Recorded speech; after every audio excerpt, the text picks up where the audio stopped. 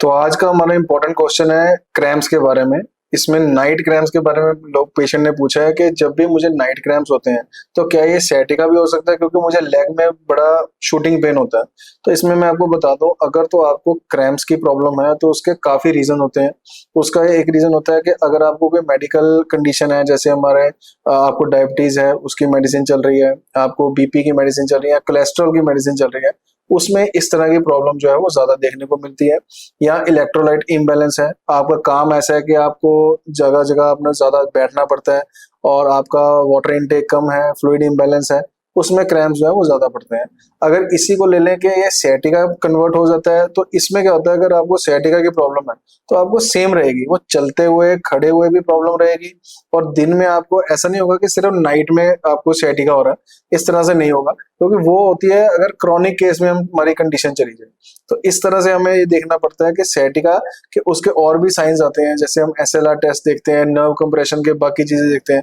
तो ये अगर नाइट क्रैम्प्स है, उसके लिए आप एक तो अपनी मेडिकल कंडीशन देखिए कि कोई साथ में मेडिकल कंडीशन तो नहीं है, ज्यादा सिटिंग है, या आपने कोई ज्यादा काम कर लिया है, ज्यादा चल लिया है, कहीं पे फटीग हो गए आपके मसल, उसकी वजह से भी क्रैम्प्स आ सकते हैं। आपने क्या करना है, सबसे पहले चेक करना है कि आपका जो वाटर लेवल है, वाटर इनटेक है, वो अच्छा है कि नहीं। अगर फ्लूइड इम्बैलेंस है, इलेक्ट्रोलाइट की कमी है, तो आपको नाइट क्रैम्प्स आएंगे ही आएंगे।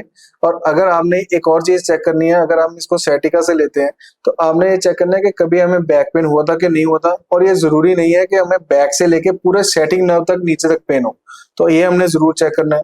बाकी अगर हम आए इसके ट्रीटमेंट की तरफ, तो अगर हमें सिर्फ क्रैम्प्स हैं तो आपने हीटिंग पैड लेना है, रात को स्ट्रेचिंग करके सोइए। इसका एक ऑलरेडी मैंने वीडियो बनाया हुआ है, रेस्टलेस लेग सिंड्रोम का भी बनाया है और क्रैम्प्स का भी बनाया है, उसमें कौन सी स्ट्रेचिंग करके सो सकते हैं ये आपने जरूर देख लेना है।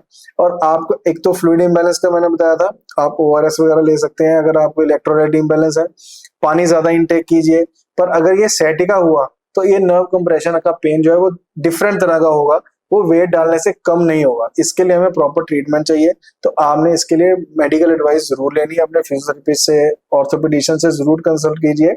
अगर ये प्रोलॉन्ग चल रहा है तो इसमें क्या होगा, एमआरआई करके देखिए कि नर्व कंप्रेशन तो नहीं आ रहा है, L4 L5 L5S1 disc bulge तो नहीं है, या हमारी कोई ऐसी कंडीशन हुई हो जिसमें हमने ज्यादा जर्की एक्टिविटी की हो या लॉन्ग ट्रेवल किया हो, ऐसी हिस्ट्री जरूर होगी। पर अगर आप कह रहे हैं सिर्फ क्रैम्प्स के बारे में मुझे प्रॉब्लम आ रही है, तो उसके लिए मैंने आपको बातें बता दिया, स्ट्रेचिंग कर लीजिए। फ्लूइड इम्बैलेंस है तो उसके लिए काम कर लीजिए। और मेडिकल जो आपको कंडीशन बताई है मैंने, इसमें से अगर कोई भी चीज है तो उसकी वजह से आपको क्रैम्प्स आ सकते हैं।